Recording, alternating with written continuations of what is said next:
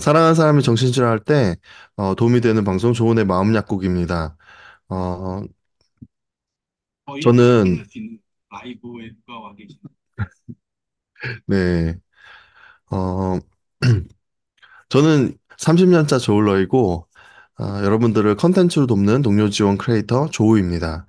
오랜만에 이 라이브를, 했더니, 네, 조금, 그, 실수들이 있었습니다. 어, 네, 오늘도 정말 귀한 분을 모셨습니다. 제가 처음으로 이렇게 두 분을 모시고 하는, 아니구나. 저랑 아버지랑 같이 할 때, 어, 오픈 다이얼로그를 할 때 두 선생님이 나오셨었죠, 그때. 네. 음, 그렇지만 이렇게 함께 계신 분을 두 분을 모시는 거는 이제 처음인 것 같습니다. 여러분들, 그, 인사 말씀과 또 간단한 자기소개 부탁드립니다. 제가 먼저 할까요? 네, 안녕하세요. 저는 경기도에 위치해 있는 경기 우리도라는 단체의 이제 대표이사 겸 지금 올해부터 개소 예정되어 있는 경기 동료 지원 쉼터의 센터장을 맡고 있는 이한결이라고 합니다. 안녕하세요. 저는 20년 차 조hul러 당사자이고 권혜경 동료지원가라고 합니다. 만나서 반갑습니다. 네. 뭐, 저희 방송을 꾸준히 보셨던 분들은, 권혜경 쌤을 아마 목소리로도 아니면, 실물로도, 많이 보셨으리라 생각하는데요. 그, 이한결 센터장님은, 저희 방송에는 처음이시고, 또 저희가, 사실 인터뷰를 하려고 그전부터 좀, 어, 네, 소통을 하고 있었는데, 네. 그, 이제 몇 년 전부터 서울에 동료 지원 센터들이 생겨났었고, 또 올해는 처음으로 경기도 지역에서도 이런 동료 지원 센터나 쉼터들이 이제 생기고 있거든요. 어, 이제 경기도에 두 곳이라고 하는데, 동료 지원 센터가 무엇인지 잘 모르시는 분들을 위해서, 음, 네, 어떤 일을 하는 곳인지 좀 설명을 해 주실 수 있을까요? 음. 아직 경기도에 이제 동료지원 쉼터는 개설을 하고 있는데 이제 동료지원 센터는 사실 준비 중에 있습니다. 그래서 네, 동료지원 센터가 무엇이냐고 하면 그 이전까지 사실 정신질환, 정신장애를 경험하면 그 치료 외에는 우리가 사회적으로 논의를 하지를 못하고 있었어요.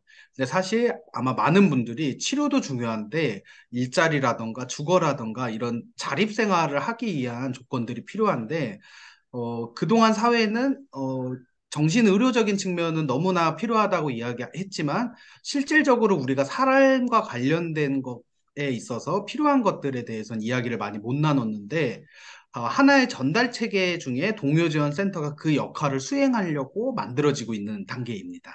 그래서 네, 지역에 계신 분들이 병원이 아니더 병원에 퇴원하더라도 내가 마땅한 주거를 구한다거나 직장을 구한다거나 혹은 직장 생활을 하더라도 내 마음을 이해해 줄 수 있는 상담, 동료의 지지들이 필요할 수 있는데 그동안 우리 사회는 그런 거에 대한 지원을 조금 등한시해 와서 당사자 단체가 주축이 돼서 동료 지원 센터가 너무 필요하고 약이나 이런 치료도 중요하지만 치료 이외의 큰 부분을 우리가 다뤄야 된다 하는 취지에서 출발하게 되었습니다. 네. 서울에 동료 지원 센터가 세 곳이 있었다고 이제 알고 있는데 한 곳은 마포가 이제 마인드 포스트를 이제 발행하는 그곳에서 동료 지원 센터까지 이렇게 하게 됐고 또 한국 정신자립센터 맞죠? 정신장애인 자립센터 거기서 또 동료지원 센터를 하게 했었고 또 송파 동료지원 센터가 생겨났고 지금 송파 동료지원 센터에서 두 분 다 일하시고 계시는 걸로 알고 있는데 네 맞을까요? 네, 맞습니다. 송파 정신장애 동료지원센터에서 일하고 있습니다. 네 그러면 정신장애라고 이렇게 붙어 있으면 정신장애 어, 등록은 없는데 정신질환으로 좀 힘들어하시는 분들도 이용이 가능한 건가요? 네, 네, 그렇습니다.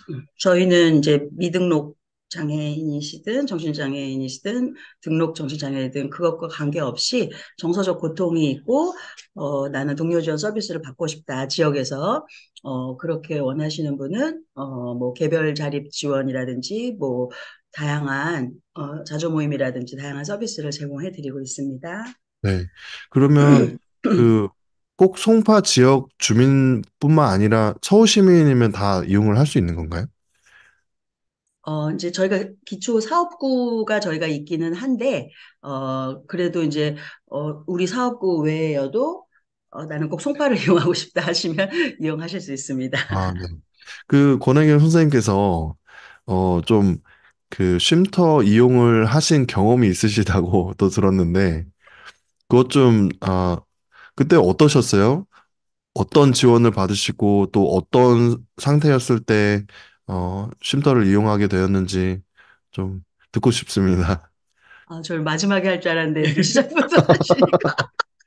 네네, 기회를 주셔서 감사드리고, 제가 이제 사실 이 자리에 있는 거는 이제 가장 최근에 쉼터를 이용을 했고, 이제 지난주에 퇴소를 했어요. 그래서, 이제 오늘 쉼터에 대해서 이야기 나누신다고 해서, 이제 뭐 쉼터에 대한 감사한 마음, 또, 정말 쉼터가 너무나 필요하다, 이런 것들을 제가 이용자로서 말씀드리고 싶어서 이 자리에 왔는데, 뭐, 전부 다 말씀드리면은 이제 TMI가 되는 것이고, 어쨌든 제가 정서적 고통이 굉장히 커서, 어, 야밤에 횡단보도 중간에서 이제 공황 장애가 와서 이제 경찰이 저를 이렇게 인도를 하기까지 이제 그 정도로 이제 신체적인 질환, 혈압도 올라갔고 정서적 고통이 이제 너무 심한 상황이어서 이제 병원 입원을 저는 먼저 생각했던 것 같아요. 그래서 왜냐면 이제 그게 흔히 하는 생각이니까. 왜냐면 또 이제 주치의가 필요하다. 막 이런 생각이 들어서 병원 입원을 생각을 했는데 이제 바로 이제 저희 센터에 쉼터가 있는 것을 알고 고민을 하다가 이제 한번 쉼터에 해볼까? 또 왜냐하면 병원에 입원하면은 제 직업 생활이라든지 이런 것들이 단절이 되는데 쉼터는 바로 4층, 저는 2층에 있으니까 직업 생활도 유지하면서 도움도 받지 않을까?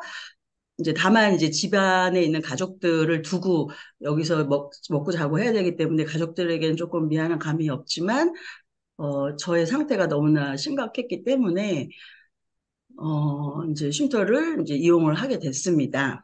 그래서 네, 네. 그다음에 이제 그래서 이제 첫날에는 참 모든 게 어색하더라고요. 이렇게 가족을 떠난다는 것도 어색하고 뭐 엄마로서 내가 이래도 되나 이런 생각도 들고 또 이제 여기 있는 직원분들도 이제 처음 뵙는 야간 인력분들도 있었고 이제 또 쉼터 이용자로서의 모습을 내가 갖춰야 되니까 그것도 어떻게 보면 도움을 줬던 동료 지원가가 이제는 도움을 받는 이용 당사자가 되니까 그것도 좀 어색하고 공간도 조금 낯설더라고요. 한 거의 28평형 되는 굉장히 넓은 곳에 혼자 지냈는데 이제 넓어서 좋은 것도 있는데 또 좀 너무 또 이렇게 허전한 느낌도 있고 밤에 약간 귀신 나올 것 같아서 머리를 못 감았고 그래갖고 이제 첫날은 참 다양한 감정들이 들어서 이제 들었습니다.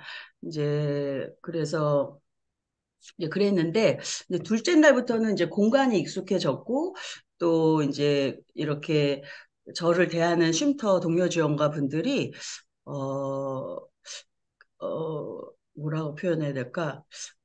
굉장히 어쨌든 따뜻했어요. 그러니까 이제 이렇게 눈빛부터 따뜻했어요. 그러니까 저 사람은 자살 충동이 있었던 환자야 이런 식으로 보지 않고 우리 쉼터를 이용해서 너무 고맙다. 여기서 꼭 쉼을 얻길 바란다라는 그런 느낌을 많이 줬고 뭐 제가 산책을 간다든지 뭐 올리브영을 간다든지 그러면 항상 동행해주고 그다음에 이제 제가 혈압약을 너무 높게 먹어가지고 어지럼증이 너무 심했는데 이렇게 팔짱 끼고 이렇게 같이 건너가지고 또 이제 먹는 것도 저는 이제 먹는 거를 저는 이제 알아서 주시는 줄 알았는데 제가 원하는 걸 저보고 고르래요. 그러면서 어, 그 야간 인력 선생님이 자신이 옆에 있으면은 이렇게 초조해지실 테니까 저는 저 멀리 떨어져 있을 테니까 알아서 고르시고 이렇게 계산은 이제 그걸로 이제 뭐라고 표현해야 되지? 보조금 카드. 보조금 카드로 이제 하는 거다. 그렇게 얘기해 네. 주셔서 그 부분도 참 좋았고. 음. 그래서 그러면 그 쉼터에서 이제 권혜경님을 보살펴 주셨던 분들은 동료 지원가신 거예요? 아니면은 사회복지사 분들이신 건가요? 아니면 그 동료 지원가도 있고, 있고, 그다음에 이제 사회복지사도 있죠. 네. 아, 그, 네, 말씀하시는데 끊어서 죄송한데, 네네네. 그래서 이제 그렇게 해서 이제 둘째 날, 셋째 날 이제 지나면서 낯설었지만 낯설었지만 되게 따뜻했고 굉장히 좋은 경험이었고 특히 야간 인력 선생님들과의 대화가 저는 너무 즐거웠는데 음, 그러니까 저는 사실 밤에 뭐 어떤 걸 할 걸 기대를 안 했어요. 왜냐면 빨리 약 먹고 자서 내일 아침에 출근할 생각을 해야 되니까. 근데 이제 밤이라는 시간이 굉장히 이제 밤이라는 시간 자체가 제가 릴렉스가 됐었고 그러면서 솔직한 대화들이 나왔는데 그러면서 야간 인력 선생님들이랑 어떤 대화를 나눴냐면은 그러니까 저의 어떤 뭐 취약함, 약함을 되게 솔직하게 얘기를 했고 이제 그거에 대해서 막 이렇게 크게 공감해 주시진 않았던 것 같아요. 그냥 이렇게 무심하게 들어주셨던 것 같은데도 그 부분이 참 좋았고 어떤 분은 자신 역시 이런 취약함이 있고 약함이 있다라는 거를 말씀하시면서 그러니까 어떻게 보면은 약한 두 사람이 만나서 약간 서로를 축복해주는 음, 너는 그런 약함이 있었니? 그래서 나는 나의 이런 약함이 있었어 하면서 하지만 우리는 서로 기댈 수 있고 서로 축복해 줄 수 있는 힘이 있어 이런 걸 느끼는 음. 그런 좀 느낌을 좀 받았었고 그러면 이제 그 궁금한 게, 이런, 어, 쉼터에서 이런 지원을 받았을 때, 임상적으로 좋아, 임상적 임상적으로 좋아지는 거를 뭐 증상이 완화된다던가 아니면 그런 것들도 혹시 경험을 하실까요? 저요? 네. 그러니까 제가 뭐 임상적이라는 표현이 좀 낯설게 그 처음, 들리는데 처음 이제 들어가셨을 때와 퇴소를 할 때, 변화. 네, 음, 변화라던가, 음, 네. 음. 일단 예뻐졌다고 하더라고요. 아, 표정이, 왜 이렇게 예뻐졌어? 뭐 이런 잘 먹고 잘 남편이, 서서 그런가? 잘 먹고 잘 이제 그런 남편분이, 것 네, 남편도 그렇고 주변 사람들이 그렇죠. 네. 그랬는데 뭐 얘기 닮았지? 저도의 변화, 임상적 맞아 변화. 맞아 임상적. 그러니까 이제 제가 다 설명할 수는 없지만 이제 제가 자살 충동이 좀 심하고 이런 얘기까지 하면 나 이미지가 욕이 자꾸 나오는 거예요. 제가 막 이렇게 막 이런 음, 식빵 막 이러면서 막 욕이 막 왜 그런지 모르겠어요. 이런 경험은 생전 처음이야. 그러니까 스트레스가 막 이게 막 여기까지 올라오니까 막 욕이 이게 뇌를 안 거치고 그냥 나오는 거야 막. 음, 음. 음, 그래서 막 욕이 나온다든지 막 자살 충동이 있다든지 일단은 머리가 너무 뜨거워. 머리가 너무 근데 이게 내려가지를 않는 거예요. 도저히 막 2주가 돼도 약을 음, 먹어도 내려가지가 않는 거예요. 그래서 저는 너무 무서운 거죠. 왜냐면은 이제 당사자들은 느끼거든요. 이게 조금만 넘어가면 이제 나는 넘어가는구나. 이제 미치는구나. 이거를 그거를 아니까 그 프로세스를 아니까 내가 지금 이 경계선에 와 있다는 걸 아니까 너무 무서운 거야. 이거 두 분이서 대화하시는 것 같은 느낌이. 그래가지고 죄송합니다. 저를 너무 쳐다보지 마시고, 알았어, 그냥 막 알았어. 카메라를, 눈을 어디다 둬야 아, 되지? 네. 여기 여기. 앞에 여기 저, 아, 요거야? 그러면, 이거였어? 몰랐지. 그랬는데, 그러면, 제가 이제 그러니까 동료 지원 센터에 대해서 조금 들었을 때 조금 그 이색적으로 들렸던 거가 당사자 출신이 센터장이 된다는 거였거든요. 예, 그래서 그 이한결 센터장님도 그러면 당사자신 거죠? 그렇죠, 그렇죠. 어떤 경험이 있으신 건가요? 저는 저도 이제 자살 생존자이기도 하고, 그다음 지금도 사실 정신과 약을 굉장히 많이 먹어서 최근에 이제 아산병원의 응급실에 실려가기도 했었는데요. 어, 그러니까 자살 충동을 이제 계속 달고 살기도 하고, 이제 저는 그렇게 생각하지 않는데 주치의 선생님께서는 좀 사고 자체도 약간 망상이 많고 와해되어 있다라고 표현하시기는 하시더라고요. 음, 음, 근데 아마 조우님도 그렇고 혜경쌤도 그렇고 우리가 정신과적인 이런 어려움이 있지만 그래도 잘 살 수 있잖아요. 잘 살아가고 네, 있고. 저도 그 중 한 명으로서 열심히 잘 살아가고 있습니다. 네. 그 방송을 들으시는 어머님들이 참 궁금한 부분일 수 있는데, 어, 동료 지원적인 활동이 나의 그런 당사자에게 어떠한 영향을 끼치고 어떻게 어떤 좋은 점이 있는지 그런 음, 뭐 자기 성장이라든가 아니면 그런 자존감 문제라든가 그 이한결 센터장님은 어떠셨어요? 음, 저는 기본적으로 이 동료 지원 활동이 그 이전까지는 사실 저희는 이제 흔히들 말하는 환자 취급을 받아왔는데 그 환자 취급을 받았던 경험들, 그러니까 증상이라고 표현되는 것들이 동료 지원을 하게 되면 그게 하나의 지식이 되고 강점이 될 수 있거든요. 그래서 그거를 이제 본인 스스로의 정체성이 바뀌는 것 같아요. 네, 이전까진 나의 어려움, 나의 고통이 그냥 개인의 문제, 개인이 감당해야 될 선이었는데 동료 지원가를 하면 그게 하나의 지식이고 그 지식이 또 나의 과거의 모습을 경험하고 있는 누군가에게 큰 도움이 될 수 있다라는 점에서 아마 조은님이 이런 크리에이터 활동하시는 것도 누군가 방송을 보고 아, 나도 저랬었는데 아, 나도 저런 경험 있었는데 하는 거에서 큰 힘을 얻는 것처럼 네, 나도 도움이 되는데 그 타인도 도움이 되는 것 같더라고요. 그 과정에서 이제 본인도 성장하시고 본인의 생각도 바뀌시고 본인의 삶도 새로운 삶으로 연결되시는 것 같더라고요. 네. 사실 연결된다는 말 참 좋은 말이다. 말 연결된다. 너무 스럽고 아, 죄송합니다. 라이브예요, 라이브. 두 분 너무 친하셔서 예, 보기 좋습니다. 네, 그 네. 다음 질문이 있었는데 갑자기 생각이 안 나네. 그 이제 이한결 센터장님은 어 거의 그 동료 지원 활동을 어떻게 시작을 하셨어요? 처음에 어디서 시작을 하셨어요? 저는 처음에 이제 시작했던 거는 한국정신장애인 자립생활센터에서 처음 시작을 했습니다. 그때는 음. 정말 열악한 상황이었는데, 지하에 막 굉장히 열악한 물리적 구조와 그런 이제 열악한 급여도 없었고, 막 그럴 때 이제 같이 활동을 했었습니다. 어떻게 그곳에 가시게 된 거예요? 제가 전공이 학이긴 한데, 그 사회복지학을 원래는 제가 제 처음 자살 시도가 초등학교 때예요. 그래서 음. 이제 초등학교 때 그런 경험을 하다 보니까 저는 그때는 정신질환, 뭐 정신장애 이런 걸 잘 몰랐었거든요. 근데 이제 청소년기에 그런 어려움, 심리사회적 어려움이 왔으니까 청소년 복지를 사실은 하고 싶었어요. 네, 그리고 네, 그때 당시만 해도 그 정신질환, 정신의학, 뭐 정신장애 이런 영역에 대해서 잘 몰랐기도 했고, 아, 네, 청소년식의 이런 어려움들을 개개인 청소년들이 감당하기엔 너무 벅찼던 거죠. 저 역시도 그랬고.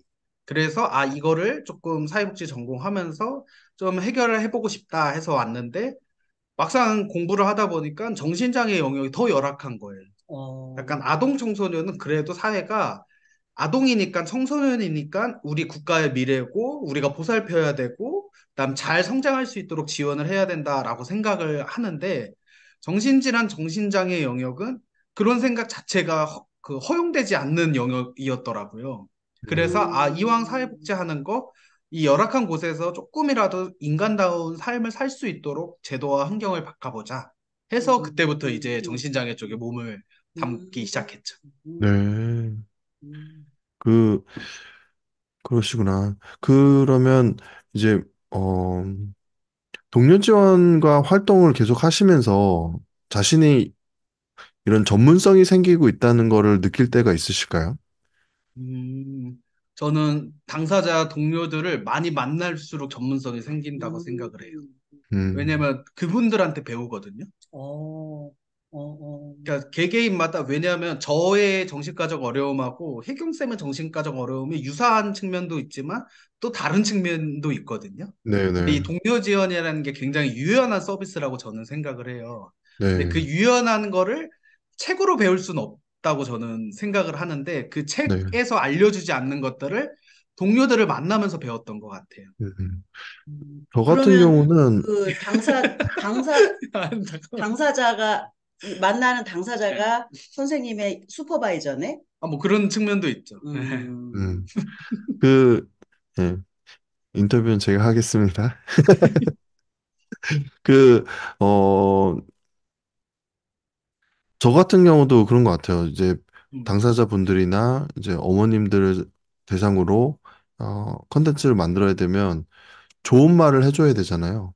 그래서 그런 긍정적인 메시지를 제가 또 이렇게 쓰고 그걸 제 입으로 이렇게 말하는 것 자체가 저부터가 이제 긍정적으로 생각하게 되는 거니까. 그렇고, 어, 아까 말씀하셨던 거가 이렇게 자기가 자기를 바라보는 시각이 바뀌는 거, 그리고 내가 힘들었던 그런 아팠던 것이 이게 전문성이 되고 누군가를 도울 수 있는 거가 되기 때문에 예, 누군가를 또 공감할 수 있는 그런 부분이기 때문에 이 동료 지원가라는 게 참 그냥 어, 이런 정신질환 어려움이 있던 사람들이 비슷한 처지에 있는 사람 돕는 거겠지 이렇게 생각할 수도 있는데 근데 동료 지원 활동을 해본 사람이라면 조금은 더 다르고 또 깊이 있는 그런 영역인 것 같습니다. 네. 그 이제 경기 동료 지원 쉼터를 만들기 위해서 오랜 시간 좀 준비한 거로 알고 있어요. 그러면 그동안 어떤 준비 작업을 하셨는지 듣고 싶습니다. 사실 이제 준비라기보다는 저희보다 사실 더 오래된 수원 마음사랑이라던가 음, 더 오래된 자조 모임도 있고 음, 음, 당사자 음, 모임들이 음, 있는데, 저는 이제 안타까웠던 게 그런 그 정신건강 관련된 정신의료 쪽 예산은 7조 정도 되고, 그다음에 기초센터나 이런 데서 받는 예산은 지역 예산 한 3천억 정도 되는데 당사자 예산은 제로인 거예요. 거의 뭐라고요? 중앙정부에서는 주지를 않는 거예요. 진짜요? 예, 그래가지고 근데 이 중앙정부의 예산을 달라고 해도 받을 데가 없는 거예요.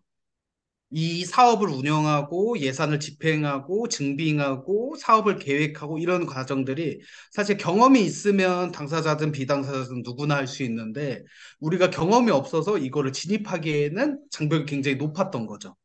그래서 네, 이제 경기도를 만들었던 이유도 그러면 내가 거기서 일을 하진 않더라도 마중물 역할을 해서 그곳에서 사람들이 일할 수 있게, 당사자분들이 활동할 수 있게, 경험을 배우실 수 있는 경험과 기회를 보장받을 수 있도록 만들어야겠다.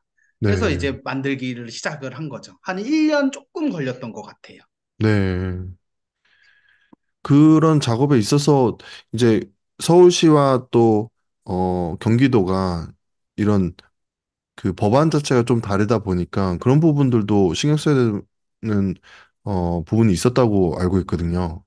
네, 맞습니다. 사실 서울시 같은 경우에는 서울시의 정신질환자 자립생활 지원 조례가 있어서 그 조례에 따라서 지금 마포, 그다음에 이제 한정자, 그다음에 송파 이렇게 세 군데가 지원을 받고 있는데 경기도는 사실 그런 조례가 이제 부재한 상황이에요. 그리고 기본적으로 당사자에 대한 행정기관의 신뢰가 많이 부족합니다. 네, 예산을 1억이든 5억이든 음, 큰 예산을 줬을 때 어쨌든 이게 국민의 세금으로 운영되는데 음, 정신질환을 경험하는 사람들이 잘 운영할 수 있는지에 대한 음, 불신이 조금 많으신 편이에요. 음, 그리고 또 하나가 처음에 동료지원 센터가 필요하다고 말씀드렸던 이유랑 비슷하게 연결이 되는데 대부분 행정기관과 공공기관에서는 정신질환, 정신장애 경험하면 약 먹고 치료만 잘 받으면 되지 않냐? 이렇게 대부분 생각을 하시거든요. 근데 사실 당사자분들 우리 스스로 돌아보면 사실 그렇지만은 또 않거든요. 그래가지고 이제 그런 제도적인 어려움이 있어서 시나 도 조례가 아니라 중앙 정부로부터 일단 예산을 받아야 되고 중앙 법을 개정해야겠다.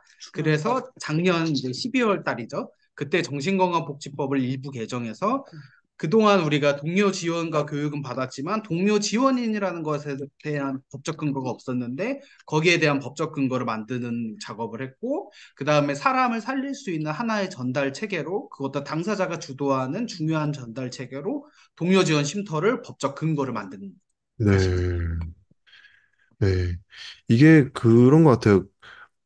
이전에는 이제 증상이 나타나고 재발을 한다거나 이러면은 병원에 입원을 해서 그런 케어 받고 하는 건데, 어, 이제 그 병원에 입원하는 것 자체가 너무 이제 사람들이 답답해하고 그런 일이 있을 때마다 가족과의 관계는 계속해서 나빠지게 되고, 입원할 때마다. 그리고 이게 쉼터라는 거는 이렇게 쉬면서 또 외부, 어, 외출도 가능한데 이게 폐쇄병동이다 보니까 거기서 주는 느낌이 너무 답답하고 약간 감옥에 온 듯한 그런 느낌을 받다 보니까, 음, 범죄자도 아닌데. 네.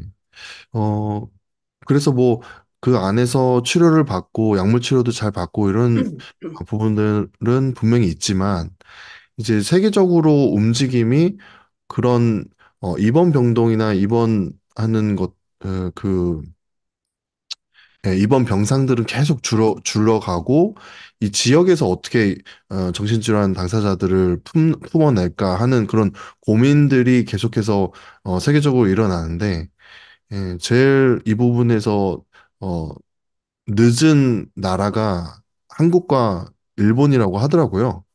그래서 그리고 또 일본의 그런 이 정신 의료 시스템 그거를 복사해서 붙여넣기 한 게 한국의 정신 의료 서비스라고 해서 어 이런 쉼터들이 많이 생기면 생길수록 좋을 것 같고 또 당사자들의 그런 일자리 창출 부분이라든가 아니면 회복에 있어서 이분들이 사실 어 이렇게 증상이 많이 완화가 되고 안정기가 됐는데도 내가 뭔가 사회적으로 선한 영향력을 이나 아니면 자신의 그런 그 뭔가 의미 있는 일을 하고 싶다 이렇게 했을 때 할 만한 곳이 많지가 않은 거죠. 그래서 동료 지원 센터나 이런 쉼터들이 많이 생기면 생길수록 좋을 것 같고 그리고 뭐 지역마다 정신건강복지센터가 있긴 하지만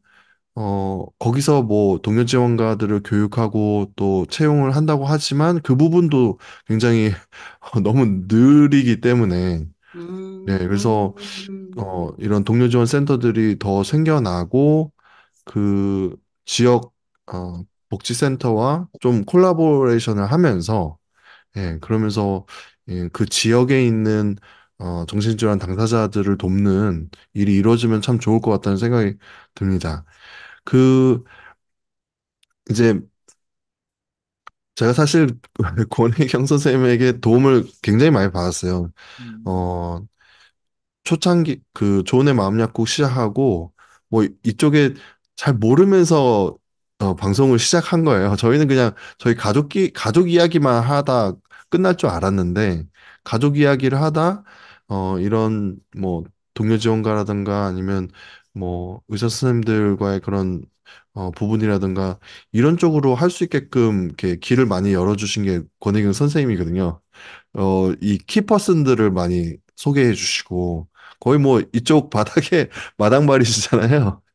그래서, 어, 그 권혜경 선생님 소개로 인터뷰하게 된 분들도 정말 많고, 그래서 너무 감사드립니다. 이 자리를 빌어서, 예, 감사의 뜻을 전하고, 어, 그 권혜경 선생님이, 어, 그 권혜경 선생님이 또 저에게 제가 사는 지역에 동료 지원과 교육이 있다 해가지고, 맞아요, 어, 맞아요. 화성, 그 예. 거기에 이제 어 기초 과정을 하고 그 다음 해에 전국적으로 표준화 과정이 생겨서 그걸 하고 그 다음 해에 또 심화 과정이 만들어져서 그걸 또 했어요. 그 네. 기나긴 교육을 다 받으시느라고 너무 수고 아, 많으셨죠. 예, 이제 고랭이 선생님이 그 소개해 주신 걸로 그게 이제 시작이 됐는데, 이제 고랭이 선생님이 그동안 동료지원과 활동을 하시면서 좀 기억에 남는 순간이 있으실 것 같아서 그것도 좀 듣고 싶거든요. 아, 제가 이제 센터에서, 쉼터가 아닌 센터에서 동요지원 네네네. 활동을 네. 하면서 기억에 남는 당사자분들, 우리 에피소드들 말씀하시는 거 아니면 뭐 맞을까요? 그런, 예, 활동을 하시면서 좀 어, 이거는 나에게 의미가 있었다. 아니면 기억에 음, 남는, 예, 음, 에피소드도 좋고, 네. 네. 그러니까 참, 그, 정현종 시인께서 정말 한 사람을 만난다는 것은 뭐 어마어마한 일이다. 그 사람의 일생이 오기 때문이다. 이런 표현을 쓰셨는데, 모든 만남이 소중하지만 특별히 어떤 이제 이용 당사자분과 동료 지원과의 만남은 이게 뭐라고 표현해야 될까? 이렇게 서로의 취약점을 알고 있잖아요. 네.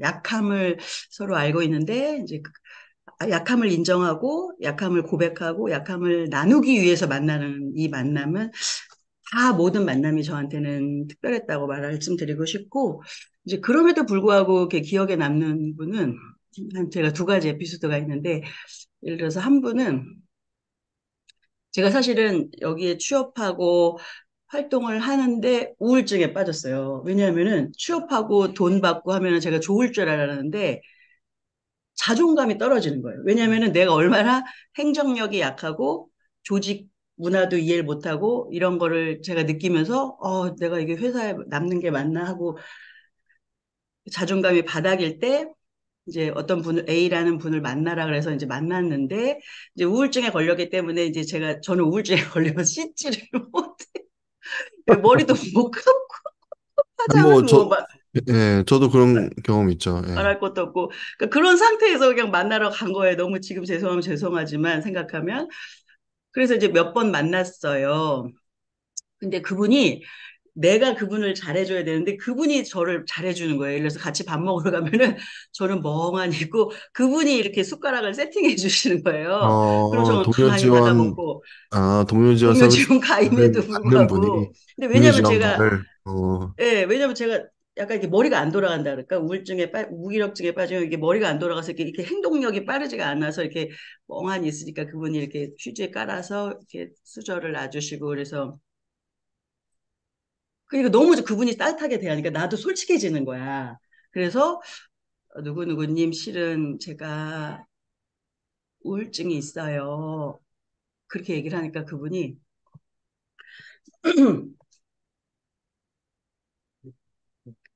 아,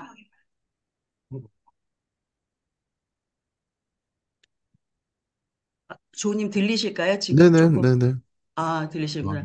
네. 이제 제가 사실 우울증이 있어요 하고 용기를 내서 고백을 했더니 알아요 이러시더라고요.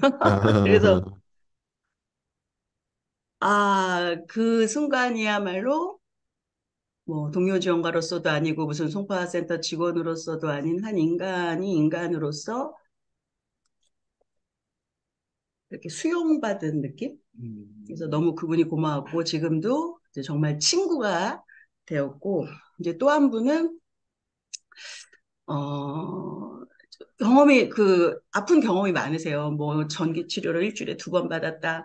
무슨 그룹 홈에서 뭐 원장 수녀님이 뭐 나를 학대했다. 뭐 어디 센터에서는 나를 관리는 케어는 안 해주고 이용만 했다. 뭔가 그런 얘기를 전화로도 했었고 3시간 동안 제가 방문했는데 하시는 거예요. 그래서 마지막에도 이제 제가 이렇게 잘 설명드리고 어머님이 연로하시니까 우리 조금만 힘내보자. 왜냐하면 이제 독립을 해야 되지 않냐면서 이렇게 했는데 그래서 마지막 손잡고 말했는데 그분이 마지막에 제 떠나기 직전에도 그 원장 수녀님이 나를 어떻게 했는지 또 얘기하시는 거예요. 그래서 오늘 여기까지만 하자 하고 제가 네. 이제 돌아 나오는 전철 안에서 아, 좀 약간 이제 씁쓸하고 회의적이기도 하고 이게 뭔가 내가 뭐 하고 온 건가 이런 이제 회의가 들었는데 그것과 동시에 어떤 생각이 떠올랐냐면은 그분이 만약에 20년 동안 그러니까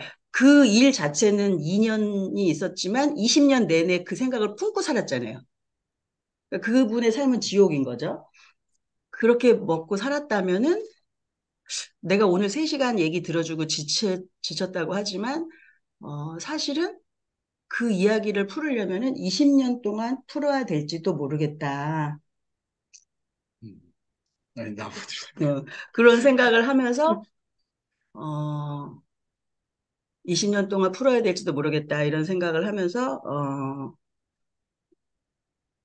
왜 나는 자꾸 옆에 있으면서 A님 옆에 있으면서 그분이 하고자 하는 얘기는 들어주지 않고, 아, 이 사람 회복해야 되는데, 이 사람 재활해야 되는데, 이 사람 취업시켜야 되는데, 이런 생각을 하고 있었을까? 이런 생각이 문득 들었더라고요. 그래서 제가 이제 그 다음날 전화를 하면서 제가 사과를 했어요. 제가 어저께 이러이러한 생각, 선생님의 그 당사자님의 아픔을 충분히 공감을 못했던 것 같아요. 얼마나 힘드셨는지 제가 그런 점이 생각이 나서 다시 전화를 했어요. 하니까 그때 처음으로 웃으시더라고요.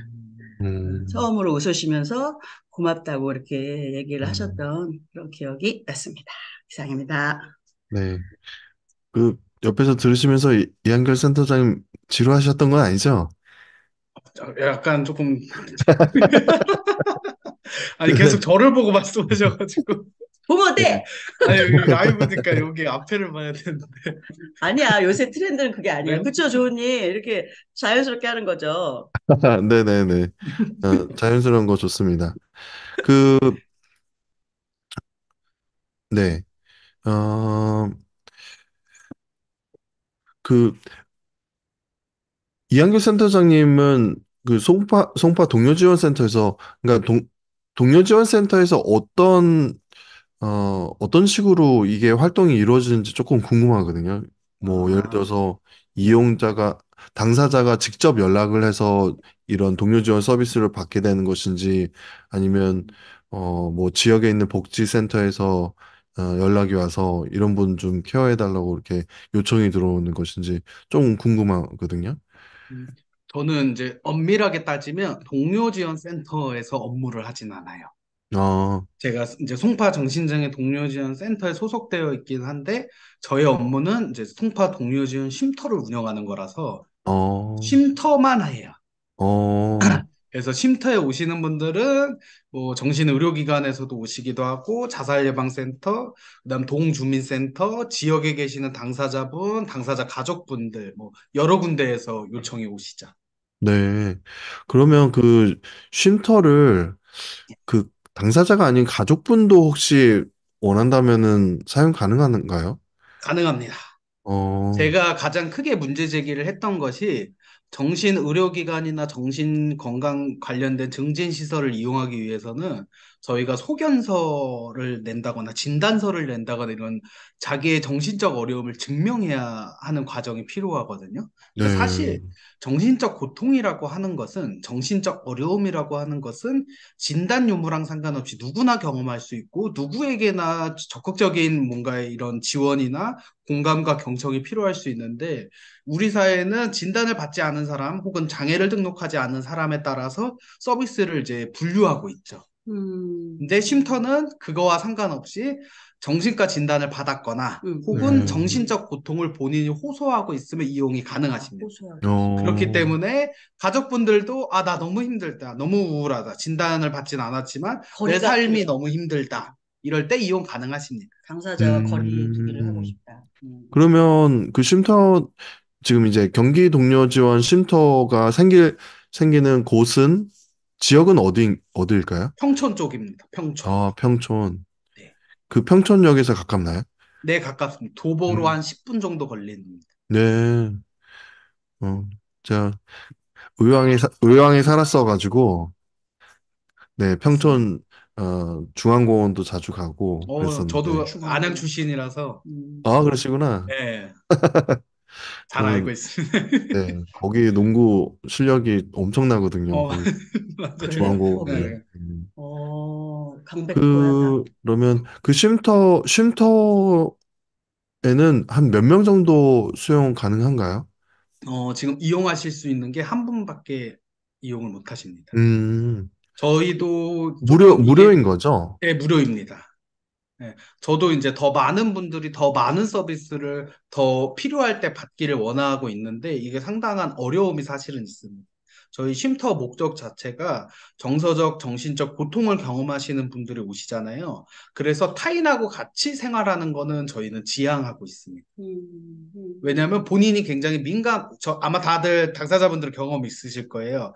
본인이 이제 흔히 증상에 압도되었을 때, 우리가 음, 표현했을 때, 증상에 압도되었을 때 민감성이 굉장히 높아지거든요. 음, 작은 자극에도 예민하게 반응하고 예민하게 해석하는 어려움들이 찾아오는데, 그때 모르는 타인, 내가 원치 않는 타인하고 같은 공간 혹은 같은 공간은 아니더라도 뭔가를 공유한다는 것은 굉장히 어려운 일이에요. 그렇기 네, 때문에 쉼터는 그런 거를 지향해서 혼자 오롯이 쓰실 수 있도록 공간을 마련해 두고 있는데 저는 네, 조금 더 이제 다양하게 이용하실 수 있도록 다양한 공간들을 조금 확보하기를 희망하고 있습니다. 네. 그때 참, 그, 말씀하셨을 때 그 쉼터형 말고도 뭐 카페형 이런 것도 있으면 좋겠다고 얘기하지 않았어요? 그렇죠. 이제 뭐 지금 24시간 카페형 예, 뭐. 그거는 이제 쉼터랑 다르게 동료 지원 카페라는 형식으로 새롭게 아, 만들고 싶었던 거고, 오케이. 쉼터는 지금 그 건물 한 채를 사실 희망하고 있습니다. 그래서 오, 네, 1층에는 커뮤니티 공간을 쓰고 2층에는 이제 1.5룸 형태의 1인이 충분하게 최저 주거 기준을 지키면서 생활할 수 있는 공간들을 마련을 해서 음, 더 많은 분들이 더 많은 커뮤니티 안에서 위기를 기회로 전환하실 수 있도록 희망을 하고 있습니다. 네. 위기를 기회로 전환한다. 너무 지긋하게 바라보시는 거 아니에요? 지금 나만? 아, 참. 그, 그러면 이런 동료 지원 쉼터와 클럽하우스는 또 다를 것 같아요. 어떻게 다릅니다. 네. 다를까요? 일단은 클럽하우스는 24시간 사실 운영하는 모형은 한국에서는 없죠. 그리고 이제 클럽하우스 같은 경우는 일 중심 일가라고 해가지고 일을 같이 공유하긴 하는데, 어, 그거에 따른 급여는 주지는 않죠. 근데 아, 저희 이제 경기 우리도에서 운영하고 있는 경기 동료 지원 쉼터도 당사자 비율, 고용 비율이 80%입니다. 음, 굉장히 높은 편이죠, 사실. 네, 저희가 장애인 고용률이 3% 정도고, 그다음에 정신장애 취업률이 10%인 거를 감안했을 때 80%라는 것은 굉장히 높은 수치인데, 그런 이제 고용, 왜냐하면 그 동료 지원의 경험, 본인이 아팠던 경험, 본인이 고립되었던 경험, 본인이 정서적 고통을 경험했을 때 본인의 상황들을 너무나 잘 알고 계시기 때문에 그런 분들을 채용을 하고 있죠. 네, 그래서 클럽하우스하고는 조금 약간 음, 다른 목적도 다르고 그 안에 구조도 좀 다르죠.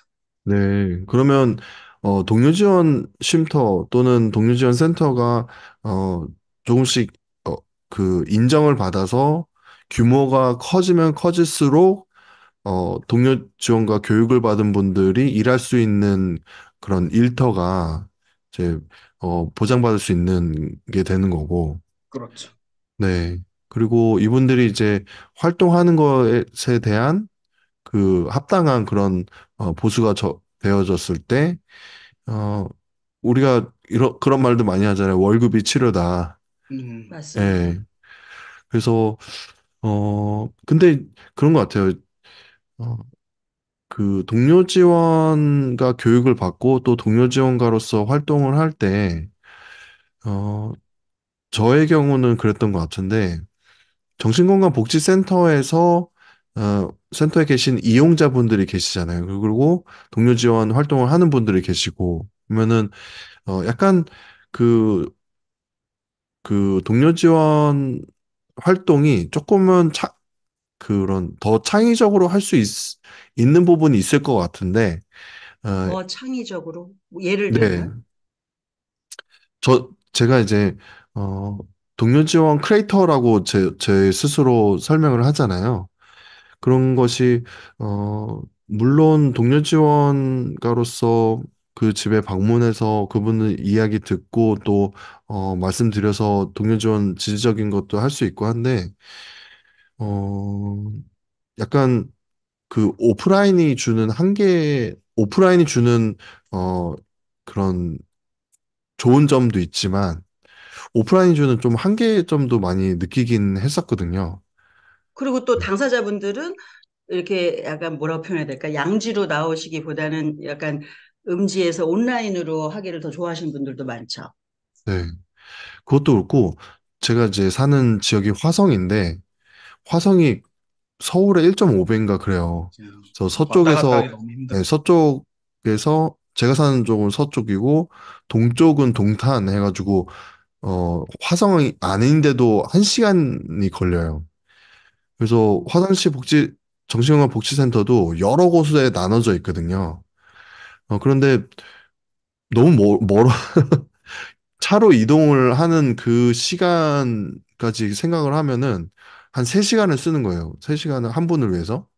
근데 그분하고는 1시간 정도의 시간을 갖게 되고, 그런 것, 예를 들어서 말을 한 건데, 그런 부분도 있고, 그래서, 저는 이제 동료 지원 크리에이터로서, 그런, 동료 지원 크리에이터들을 좀 많이 양성을 하고 싶거든요.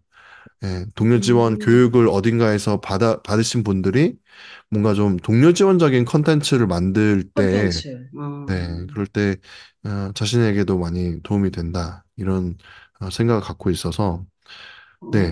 그래서 뭐 조언의 좋은 것 마음 같, 잡고, 예, 좋은 것 온라인 같아요. 동료 지원 센터로서, 예, 그렇죠, 좀, 그렇죠, 그렇죠, 그렇죠. 인정을 받아서 큰 이렇게 역할을 하고 갈 수 계시죠. 있다고 하면은 참 좋을 것 같고, 네, 그렇습니다. 적극 그, 응원합니다. 응원합니다. 네네. 그 보내주신, 어, 자료가 있어서, 그거 잠깐, 어, 보면서 이야기하고, 예, 마치도록 하겠습니다. 네. 개소식 자료. 네. 아, 이거 이거는 이제, 권혜경 선생님이 그 쉼터에서 퇴소할 때, 그 10일 동안 쉬시고, 더 예뻐져서 나왔을 때 그 사진인 아이고 거죠? 죄송. 그런 거죠? 그 전에 어떻게 생겼길래 아우, 이걸 그리고 예뻐졌다고 하느냐 또 뭐 그런. 옆에 계신 분이 상당히 미남이신데, 아, 그러네요. 누굴까요? 네, 오른쪽에 계신 분은 누구시죠? 네, 남편입니다. 와, 네. 많은 이 방송을 보시는 조울러 여성분들이, 어, 희망을 가지십시오, 여러분. 그래, 나도 할 수 있어. 이런 희망을 가진. 네, 그리고, 어, 네, 초대장. 음, 경기 동료 지원 쉼터 개소식 초대장인데, 어, 이 개소식이 언제 있죠? 4월 25일 목요일 날 진행될 예정입니다. 다음 주 목요일입니다. 다음 주 목요일인 거죠? 네, 맞습니다. 어, 지금으로부터 일주일 뒤에 이제 개소식이 있는 건데, 네. 어떤 분들이 이제 오시고 또 축하해 주실까요? 음, 저희 그 누림센터 뭐 이런 장애계에서도 오시고요. 그 다음에 이제 정신건강 기초센터, 경기도에 계시는 기초센터 팀장님들이나 이제 거기 활동하시는 동료 지원가분들도 같이 참석하실 예정이고, 음, 가족분들도 굉장히 많이 오실 예정이에요. 네. 근데 저는 이제 뭐 홍보성 이야기라서 좀 그럴 수는 있는데 많이 와주셨으면 좋겠는 게 저는 동료 지원 센터도 만들기를 희망하고 있어요. 근데 저희가 많이 힘을 모으고 목소리를 낼수록 동료 지원 센터가 경기도에 또 새롭게 생기는 거에 있어서 시간을 단축시킬 수 있거든요. 그래서 많이 오셔서 지지해 주시고 목소리를 내주시면 너무 감사드릴 것 같습니다.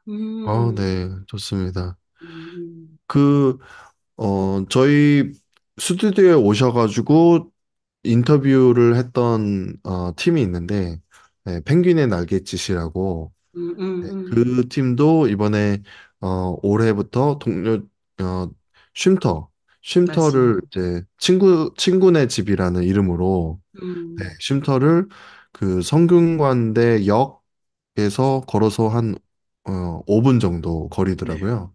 네, 그래서 거기서 개소식을 할 때 한번 가봤는데 그 이번 개소식은 근데 장소가 다른 곳에서 하는 건가 보네요. 네, 맞습니다. 저희가 이 쉼터 위치를 정확하게 공개하지 않습니다. 아, 그 어, 이유는요. そうですか。 왜냐하면 이제 다양한 분들이 정서적 고통을 경험하시고 오시는데 본인의 위치가 노출될 수 있잖아요. 쉼터 위치가 어, 공연하게 밝혀져 있으면. 어, 그래서 이제 아마 이날 쉼터 소개를 할 때는 그 내부 사진들은 공유가 될 수 있는데 정확한 위치라든가 이런 거는 비밀리에 이제 이용하실 때 어. 공유를 해드리고 있습니다. 오, 그렇군요. 처음 듣는 그 사실인데, 그렇게까지 이제 배려를 해주시는 거군요. 그쵸. 왜냐면 저희들의 뭐 증상이라고 하면 증상일 수 있는데 누군가 나를 감시하고 있거나 나를 미행하고 있거나 가족들이 혹은 나를 해치려고 한다거나 이런 망상이라고 하는 흔히 망상이라고 하는 어려움이 있는 분들도 계시거든요. 근데 걱정하지 않으셔도 된다. 여기는 아무도 모르고 당신과 나만 안다. 우리의 어, 안전합니다. 보금자리다. 안전, 그럼 와, 훨씬 편안하게 생각하시죠. 와, 그렇군요. 이게 그 동료 지원과 교육과 또 쉼터에서 일하실 수 있는 분들의 그런 교육도 따로 있나요, 혹시? 아직까지는 따로 존재하진 않고요. 지금 사실 동료 지원 교육도 국립정신건강센터에서 표준안을 이야기하긴 했지만 아직까지 이게 표준안이다 이렇게 딱 정해진 거는 사실 없거든요. 그래서 네. 이제 향후 2년이라는 시간 안에 그 정확한 몇 시간을 이수해야 되고 어떤 교육을 받아야 되고 어디서 받아야 되는지가 2년 안에 결정되지 음, 않을까 생각을 하고 있습니다. 네. 그러면 틈새로 잠깐 그, 말씀드리면 저희 당사자 단체 주도의 그 동료 지원과 100시간 교육이 다음 주 4월 24일 수요일 12시부터 그 이룸센터에서 진행이 돼요. 그래서 이거는 오로지 당사자들 관점과 당사자들이 기획했고 당사자들의 그 물론 이제 여러 전문가의 자문도 받았지만 당사자가 만든 당사자가 강사를 섭외한 주로 당사자들이 많고 그런 당사자 주도의 주도 관점의 그 동료 지원과 교육이 다음 주 수요일 4월 24일에 개최가 됨을 말씀드립니다. 네, 알겠습니다. 어, 그 다음으로, 예, 이거는 뭐, 같은 내용의, 같은 내용입니다. 네, 네, 네. 그, 경기도민만 이용을 할 수 있는 거죠? 아닙니다. 아닌가요? 예, 저희가 예산 재원이 보건복지부라서 전국에 있는 누구나 이용이 가능하십니다. 그러면 그, 전화를 통해서 이제 어, 들어갈 수 있는지, 쉴 수 있는지 뭐 이렇게 알아보는 거죠. 전화나 뭐 카톡이나 이제 뭐 다양한 방법으로 의뢰도 할 수 있고 본인이 직접 신청하실 수도 있습니다. 네. 경기도 쉼터에 카카오 채널을 있습니다. 있어요? 네, 있습니다. 공유 좀 해주세요. 네. 방송 끝나고 말씀하실 수 있는 것도 바로바로. 오늘 너무 재밌네요. 그 좋으니 그리고 저 마지막으로 한테 1분을 주셔야 됩니다. 네. 네네, 네, 말씀해 주세요. 지금 네. 할까요? 네. 아까 이제 제가 그 쉼터 퇴소 소감을 말하다가 이렇게 중간에 잘리는 부분인데 한번 쉼터를 퇴소하면서 제가 이렇게 소감을 한번 정리를 해봤는데 5가지의 요소가 있다는 거를 느꼈어요. 쉼터에는 어떤 요소가 있었냐면은 첫 번째는 나를 따뜻한 시선으로 바라봐 줬다. 환대를 해줬다는 것이고 그게 굉장히 비언어적인 건데 큰 힘을 느껴졌고, 두 번째는 곁에 있어줬다. 그거를 이제 being with라는 표현도 쓰기도 하는데, 뭐 심지어 직원은 2층에 있고 나는 4층에 있지만 곁에 있다는 느낌을 받았어요. 왜냐하면 이제 그분하고의 관계성이 생겼기 때문에 내가 원하지 않으면 이제 제가 쉬고 있는 4층에 올라오지 않았지만 그래도 곁에 있어줬다라는 그런 느낌을 받았고 또 하나는 제 생각보다는 좀 무심했거든요, 이분들이. 왜냐면은 저는 막 저를 챙겨주고 막 이끌어주고 이럴 줄 알았는데 그냥 아무 말도 안 하는 거예요. 그래서 뭐 해야 되지 않아요? 뭐 목표라든지 이런 거 제가 먼저 말을 했는데 이렇게 좀 무심함을 느꼈지만 그게 결코 불쾌했다거나 차갑게 느껴진 게 아니라 따뜻한 무심함을 느꼈다. 그다음에 네 번째는 이제 야간 인력 선생님하고 대화하면서 느꼈던 건데 제가 굉장히 힘들어 했음에도 불구하고 제 회복을 끝까지 믿어주더라고요. 그게 꼭 쉼터에 있을 때 나타나지 않아도 괜찮다. 당신은 회복될 수 있다는 걸 믿어줬고, 다섯 번째는 이제 저한테 필요한 정보를 전해주셨는데, 이제 그게, 저의 상황이나 저의 취향이나 제가 받아들일 수 있는 타이밍, 여건에 맞춰서 정보를 전해주셨음을 느꼈습니다. 이상입니다. 네, 감사합니다. 그, 어, 마지막으로 이한결 센터장님에게 말씀드리고 싶은데 어떤 분들이 경기 동료 지원 쉼터에 찾아오셔서 어, 오시기 원하시는지 네, 듣고 오늘의 방송을 마치도록 하겠습니다. 저는 누구나 대환영하고 있을 준비가 다 되어 있으니 누구나 음, 나만 힘든가 혹은 내가 이상한가 나 너무 괴로운데 하시면 저희 쉼터 문을 두들겨 주시면 아마 같이 고민하고 같이 방법을 생각하고 여러분들이 지금 사고나 여러 가지 어려움으로 인해 위기라고 생각될 때 그 위기가 여러분의 삶에 있어서 또 다른 기회가 되고 성장하실 수 있는 변화의 그 점이 될 수 있도록 경기 동료지원쉼터의 문이 활짝 열려 있다는 걸 말씀드리고 싶습니다.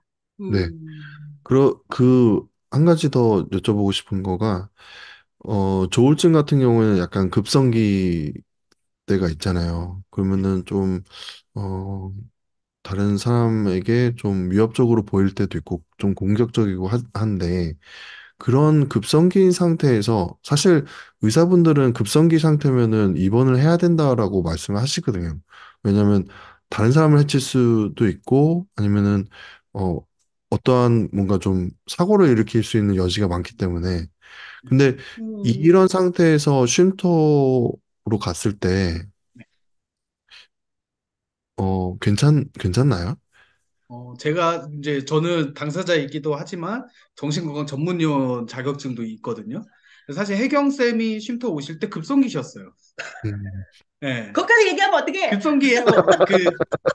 의사가 보기에는 급성기예요. 왜냐하면 실제 자살에 대해서 심각하게 고민하셨고 실제 이거를 이행할 정도의 그런 사고 이연이 이루어지고 있었고 그다음에 그 외적으로 본인의 감정에 대해서 공격적으로 표현하시는 게 굉장히 크셨었거든요.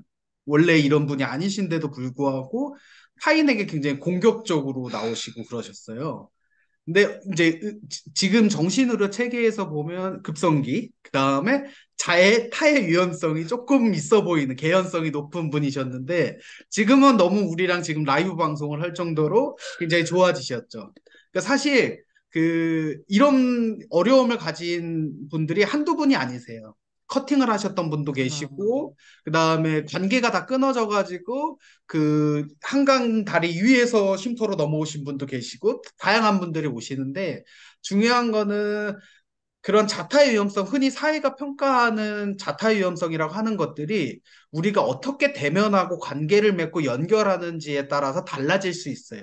음, 그게 음, 조울이든 조연이든 불안이든 다양한 진단명을 가진 사람이라고 하더라. 음, 네, 그래서 믿고 문을 두들겨 주시면 좋을 것 같습니다. 네, 음, 네.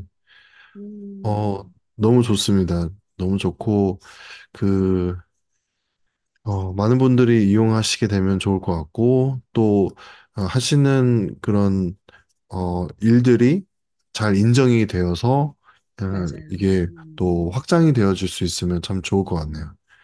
네. 음. 오늘 보건복지부 너무, 관계자 여러분, 쉼터가 꼭 필요합니다. 네, 네, 굿. 맞습니다. 구독, 좋아요도 눌러주십시오. 너무- 네, 알겠습니다. 음. 조은님 지쳤어. 우리 때문에 지쳤어. 아니, 아니, 네, 특별한 방송 경험이었습니다. 네. 네, 알겠습니다. 어, 그러면, 음, 네, 오늘의 방송을 마치겠습니다. 어, 사랑하는 사람이 정신질환 할 때 도움이 되는 방송, 좋은의 마음 약국이었고, 또, 그런 분들이 찾아갈 수 있는 쉼터를 운영하시는, 예, 경기 동료지원 쉼터, 네, 이한결 센터장님과 또, 권혜경 동료지원과 선생님 모시고 이야기 듣는 시간 가졌습니다. 여러분들 지금까지 방송 들어주셔서 감사합니다.